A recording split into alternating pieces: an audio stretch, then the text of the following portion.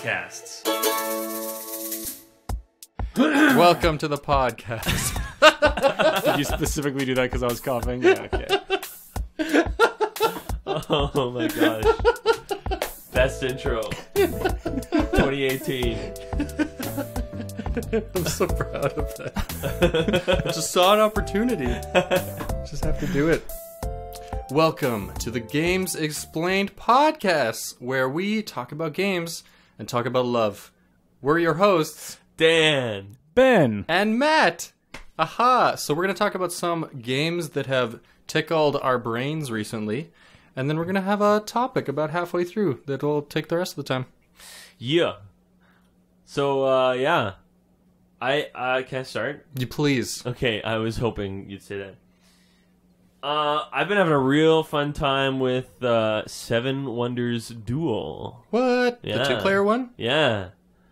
I always saw it and it intrigued me, and I got it for Christmas, and I played it a few times, and it's super cool. So I've never played that or the original Seven Wonders. Can you explain a little bit about how that game works? Yeah, man. So Seven Wonders, the original game, I think 3 is the minimum, although maybe it's 2. But regardless, so the main thing is that it's a pretty complicated game. Like, there's lots of ways to earn points in the original Seven Wonders. Oh, tons. There's yeah. seven different tracks. You can. There's what? Yes, 7? there's 7 different ways. There's You can make science. You can just have the most money. Yes, the You can go science, to money, war. military, civilian buildings. They're like The guilds. purple cards. Yeah, those are guilds. Other stuff like that. Regardless, there's 7 ways to make points, and the main mechanic of the game is that you have 3 different ages, and then in sequence they sort of build up on each other. So in the first age you get lots of resources, like just raw resources to build the cards that you want in the second and third ages and that kind of idea. And in Seven Wonders, you have your hand of 7 cards. Everything's all about 7s. And you pick a card and you play it, and there's 3 different ways to play it. And then your whole hand is passed on to the next person. Okay. And then you get a new hand from the person next to you. So you're sort of both thinking about what benefits you and what, if you see your neighbors really going in on science. There's other ways you can play cards. You can discard them or use them to build your wonder or whatever else.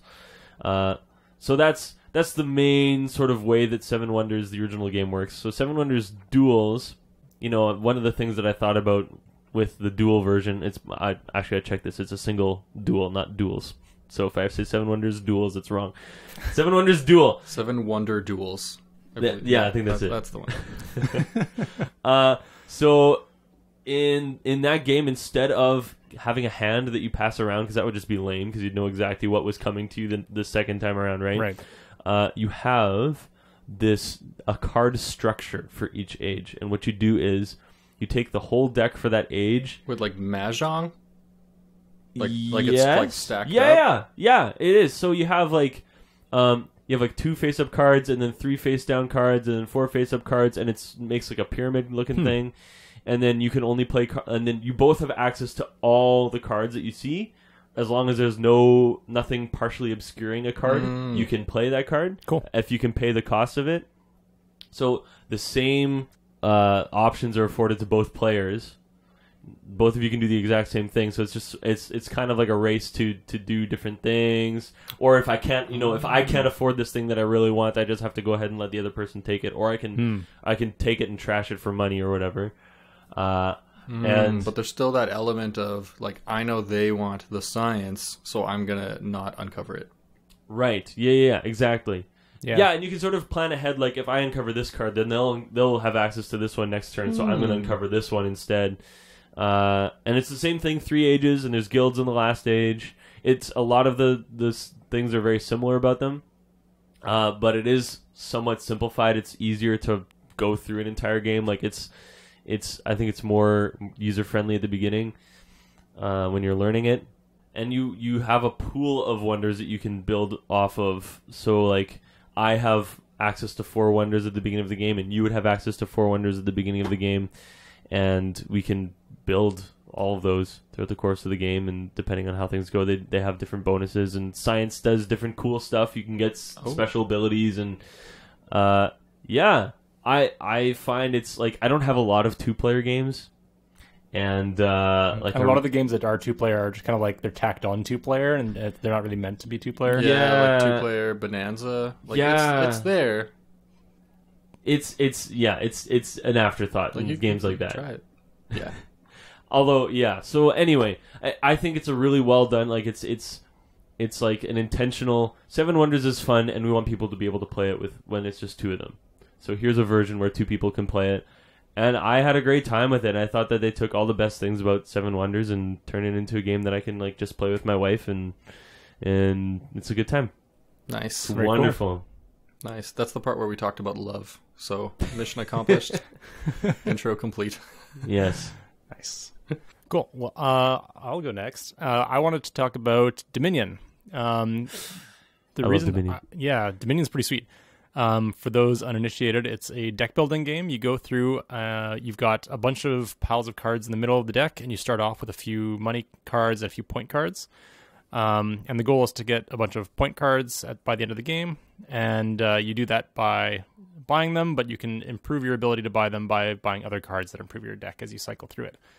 So the reason I wanted to talk about it is largely because that was kind of the game that got me back into board games. Like I played board games a bit as a kid with all the classics of like Scrabble and Monopoly and all that stuff. And then I kind of stopped playing for a really long time. And then someone came over once with Dominion and we played around. I'm like, this is an amazing game and the strategy is awesome. I think part of the reason I really like the strategy is that every player can kind of have their own strategy, and for a lot of the card sets that you play with, you can kind of have your own strategy that doesn't necessarily interact with other people, and so you can focus a lot on just the obsessing over the different strategies that you can kind of handcraft for yourself.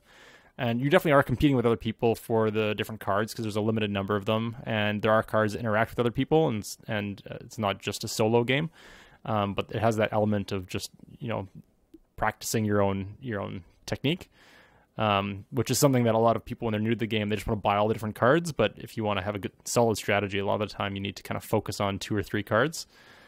And like the base box of Dominion comes with 24 kingdom cards that you can select from, and you only play with 10 at a time. But there's like 8 or 9 expansions at this point. Each one comes with, is it more than that now? There is this is a guess, but I'm going to say at least 13 expansions. Wow. Yeah, I think there were 10 in the original lineup, and then version 2. Then Adventures came out after a big hiatus, and then Empires, and then Nocturne just came out, and I haven't played it. Or I did play it one time, Nocturne. But I was gonna say I can't help but jump in on this because I absolutely love Dominion 2. Yeah, and it's just like what you were saying, it's infinitely replayable because if you just use the base set of the 24 cards, the different combinations you can make that of those 24 to make up those 10 cards that you need to play the game. It's a lot of combinations. Yeah. And if you really like the game, you can burn through all those combinations. Then add the other 12 expansions to the game, and you can mix and match the expansions. Yeah, it can get pretty crazy if you're combining from 4 different sets. And there are some things that work really well in combination. There's others that are really bad, and then you get to find really terrible sets, and the game just kind of goes on. But it's just cool just seeing the combinations that you can come up with. And sometimes that there's some strategies where you just don't buy kingdom cards, and you just try and thin out your deck as much as possible and just buy money. And sometimes it's that's the strategy I have to do with this set, and it's that's the thing too, is that if you happened to there's different ways that you can decide on what cards to play. You can randomize it, or you can pre-decide with everybody, or you can pick chosen sets online or whatever. But that's part of the glory of it, is that if everybody if you just happen to randomly get really bad cards that work together, everybody has to try and figure out a way to make that work together. It's not it's not just I happen to pick these crappy cards. Everybody's stuck with those cards. Everybody's in the same boat. Yeah. And so it really comes down to how well can you think of the strategy of this group of cards with this certain mechanics? Yeah. How well can they work together? How well can you make them work together, even if they don't obviously work together? True. Yeah, maybe they suck in the traditional strategies of try and play as many cards as possible in one turn. but you can have some other weird combination that happens to trigger some weird edge event that just happens to be really awesome, and you end up just dominating at the end of the game or something. Yeah, it's super cool. There's tons of combinations, and it's just awesome. I really like it. Nice. Dominion. That's how I feel every time. Yep. Dominion.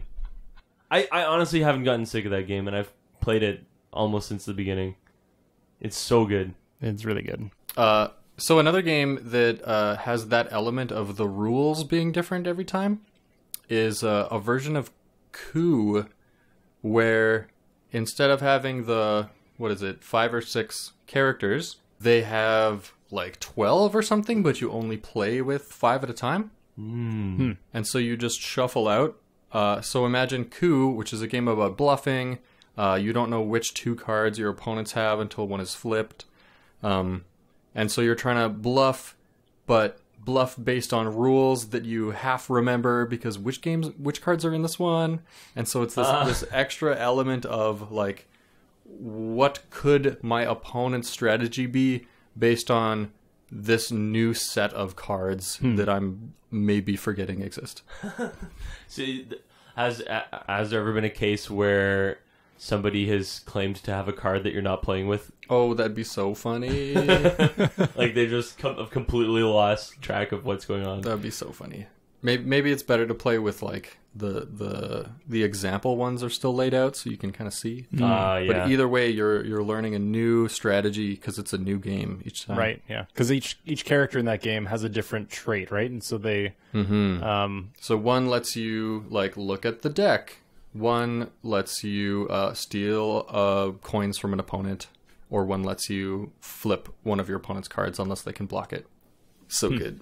What's it called? This version? I don't know. Coup something. Is it part of the like original rules, or is it some house rule that someone made? No, it's you buy it. It's a separate game. Yeah, I think it's like a black case, black box. Is it an expansion or a standalone? It's its own standalone. Magical time. Interesting. Can you combine it with the original Coup cards, or is it like basically a different game? All the main ones are in there still. Oh, okay. Yeah. Yeah, super cool. But the game I'm actually talking about today, I know, right? Matt just wants extra time to talk, is Pandemic Legacy. Callback to last time. Hey, Legacy Games, the tie-in. So we played yesterday, and I'm having such a joyful time because in Pandemic Legacy you can do a little bit more role-playing if you want. Because you have characters, and your characters can get scars. Your characters can die. You can switch characters between months if you like. So you can just switch up your strategy. So what we were doing, and I won't get into specifics, was we were doing one strategy all the way. The game kept throwing this new mechanic at us, and we were like, I don't buy it. I don't think that's useful. And so we just kept doing our main thing and going all in on the old stuff. And that was working very well. But then the game changed. And then we did a full 180. We're like, the old way, we don't care. We're getting all these new characters. Every time you get a new character and you name them, role-playing, you get to add a relationship to one of your cards that already exists.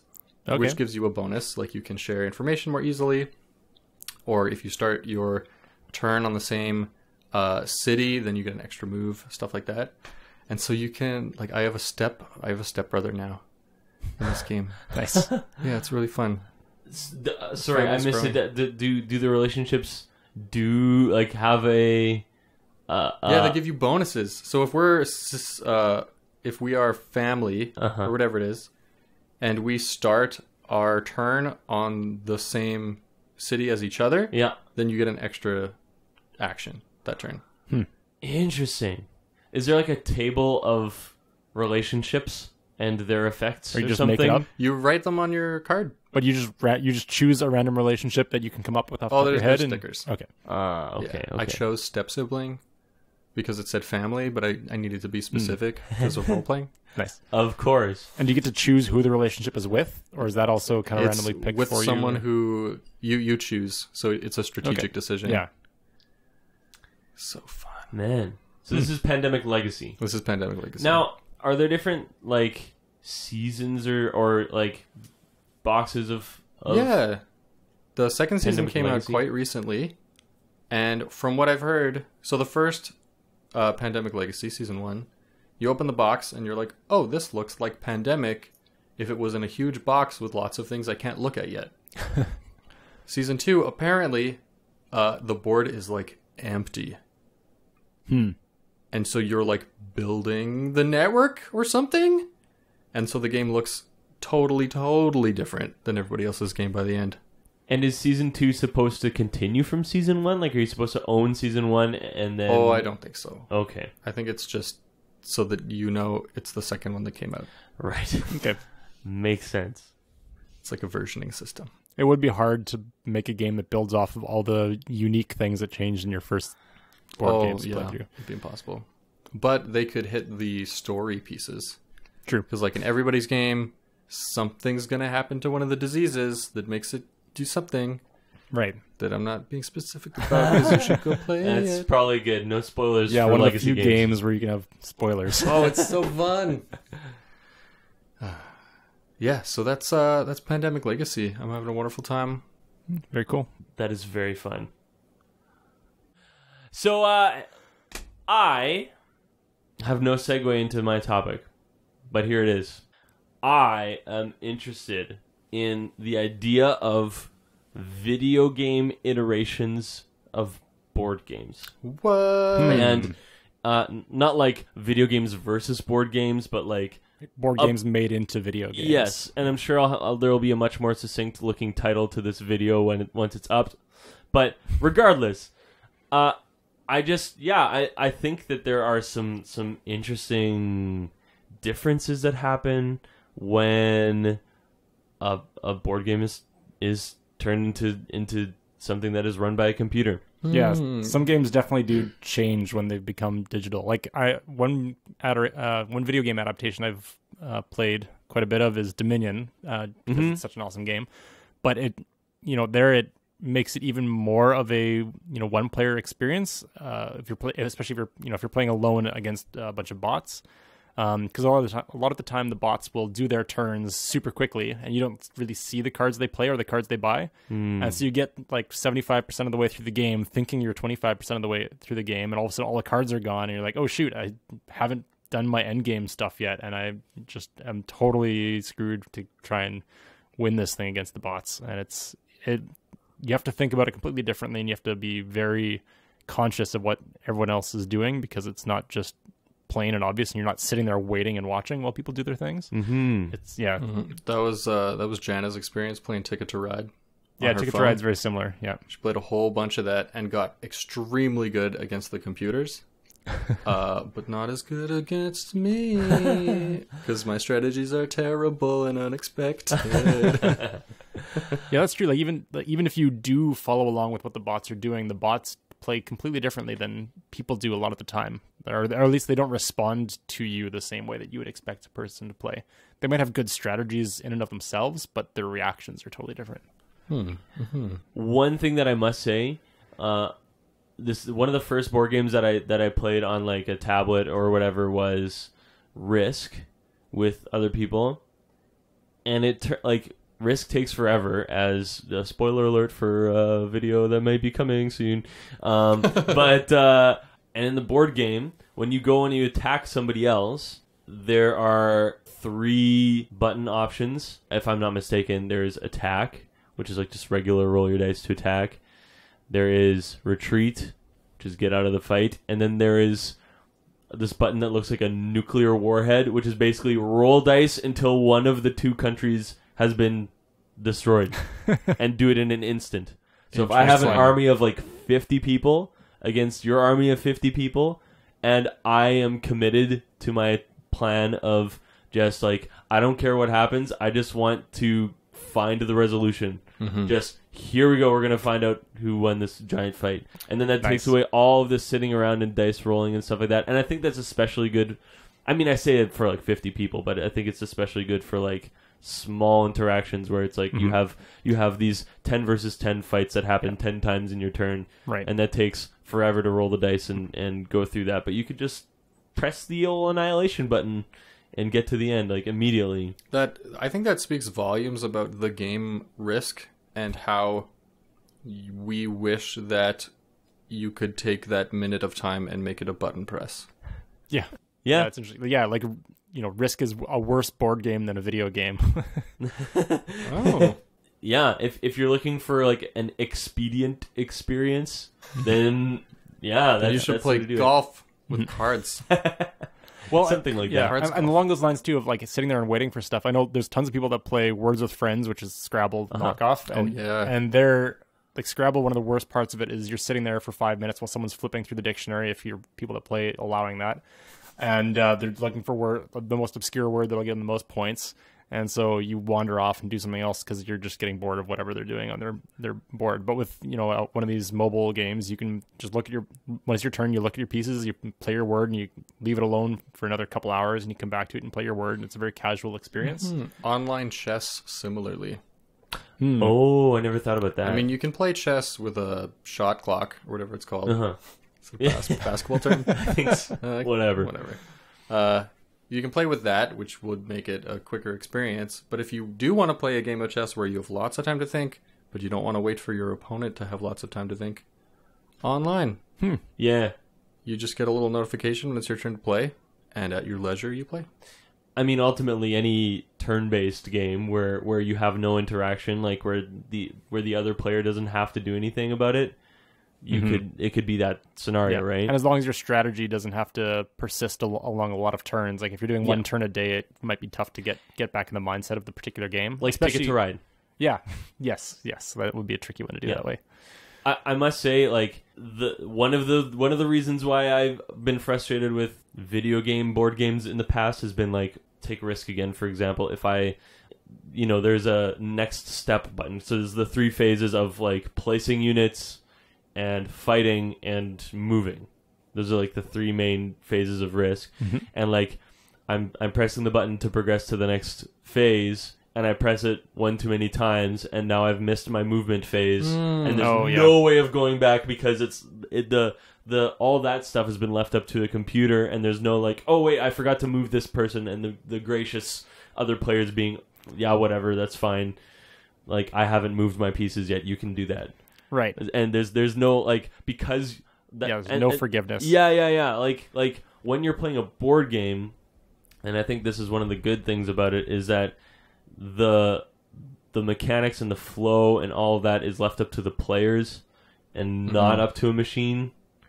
There's a little room for mercy in there too. Yeah, there's room for mercy, and also it's the element of critical thinking and using your brain and trying to figure out how a game works and that kind of thing. But like a lot of board games that are video games, you can just, for lack of a better word, button mash and figure something out instead of you don't have to think as intricately about your strategy. You can just kind of ride the rails, as it were. The one very nice thing about that is there are times in board games where you look at the board and you have to figure out how many different options you have for what to do. Like, I could move these pieces here. Oh, wait, I can't because of this rule. Oh, I could do this. Yeah. In a video game version, a little bit. It'll just like highlight, these are the 3 options you have available this turn. And so that can reduce the amount of like decision fatigue you can have in really complex games. That's true. That makes sense. Yeah. Back to your point of board games having that forgiveness element too. You also have the opportunity there for house rules. Yeah. Video games really tend to restrict that. Although I seem to recall playing once, I think we used to have a Star Wars Monopoly growing up. Yes. And in there was a house rules section because Monopoly, there's so many common house rules in Monopoly that they just had like 10 or 20 house rules in there. You could just hit checkboxes. Things like landing on free parking and getting money from the middle or whatever. Like, I forgot about that. That's so funny. So there are ways to do it as long as the house rule is a common thing, but the general we don't like this one rule, we're going to leave it out. That's not really an option for most video game adaptations. Yeah. Yeah, that is true. For sure. What if there was a video game of board games that let you do whatever you wanted at any moment? I feel like you're alluding to something in particular. Well, Dan, you've been talking about Tabletop Simulator the last while. Yeah. How are you feeling about that experience? I've been seeing it pop up over the last, I don't know how long it's been up, probably a year I've seen it around. And it's basically a physics sandbox with board game pieces and board games. So the default game has, probably like a dozen games built in, like solitaire and chess and like a tabletop RPG sort of figurine kind of thing. And it's like you can do anything with any game if you wanted, and you can set up anything that you wanted with the parameters that are there. Granted, to learn the system to put all that stuff in place takes a while, but the options in theory are just like, if you can think it, it can show up. Yeah, like when you lose, you get to flip the table. Yeah, yeah. There's a flip the table button, which is kind of nice. Yeah, and there's also a from what I can tell, very active community of modders for the game. Interesting. Who not only make their own things, but, and this is something that I'm interested to discuss, but there's lots of replicas of actual board games within there. So like you can search for almost anything and it'll show up, like the Game of Life, Monopoly, I don't know, any like popular ones like Scythe or Dominion, I'm sure is in there too. Codenames. I played Codenames the other day because I was on there, and it's just like a game that somebody made. They take super high res photos of the assets of the game, and then you upload it to a card. Yeah, I guess you don't have to program all the rules. Then it's just the assets. Yeah, and you design a 3D piece if you need a 3D piece, and then it's there, and that is both really cool and really sketchy because like. You can play anything with anybody whenever, but also then you're taking away from like Codenames isn't making money off of that. Right. The thing is, in the last little while, I don't know how long it's been, but there's been board game developers that have been having licensing deals with Tabletop Simulator, and you can buy their games as DLC. Like. For example, Scythe, I've never played it. I just know it's a really big game. It's probably like a $100 game, and it's like an $8 DLC for this thing. And as long as one person owns it, if you host the game, anyone else can join that game and be a part of it. So is it like a first person, like you have a reticle and you hover over stuff and move it? So if you don't have VR, then you have like WASD controls, WASD to walk around, move your move your camera basically. Like you look at the board and your mouse is like a hand, and if you hold down the right mouse button, you can change the orientation of your view. You can zoom in and out with the wheel, and then you left click to move pieces around or draw cards or whatever. And then you can set like the height above the table that you are picking things up. So like most of in a card game, it doesn't really matter. Like you don't need to pick things up that high. But like in a game with 3D pieces, you often set it so that you pick up your piece really high and then move it over so it doesn't touch stuff. And and you can just like pick up a deck of cards and shake your mouse to shuffle it, and then it's shuffled. You grab some dice and shake your mouse, and then it randomly rolls the dice and stuff like that. So like as far as options, it's got all kinds of stuff, and I think it's super cool. And some downsides for sure are the fact that you're not having a personal encounter with somebody when you play a board game, which I think is one of the special things about it, is that when you play a board game with someone versus a video game, you're in person with them. And it's a much more social experience than playing games online. And then also the fact that everybody has to have bought the game and in theory have a good setup at home to play it with you and whatever else. So it's interesting. Like definitely major pros and major cons in my mind. It's just a different experience, I guess. One thing I like about IRL board games is they're so physical in a digital era where most of our, like, my job is touching a computer keyboard over and over and over and staring at a glowing rectangle. And for me to be able to like have these wooden pieces and like stack chips and do physical tactile Yeah, you get to things. use a different part of your brain. Yeah, it's refreshing. Yeah, it's a break from doing what you do during the day. I like it. Yeah, so I think ultimately video game iterations of board games and board games themselves serve different purposes. Yeah, I don't know. It's interesting to think about. And if you're out there in cyberspace and you're watching this video, I would love to see your thoughts about that. Or about the word cyberspace.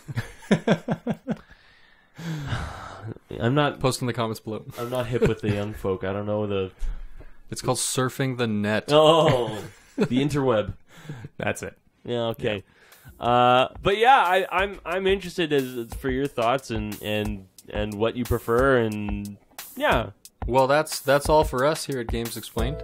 Thanks for tuning in. Next time, make sure to tune in because we're going to talk about games with spiders in them. Spider games. Maybe Spider Solitaire. Maybe that one game that's kind of like Risk, but it has a theme that may or may not include spiders.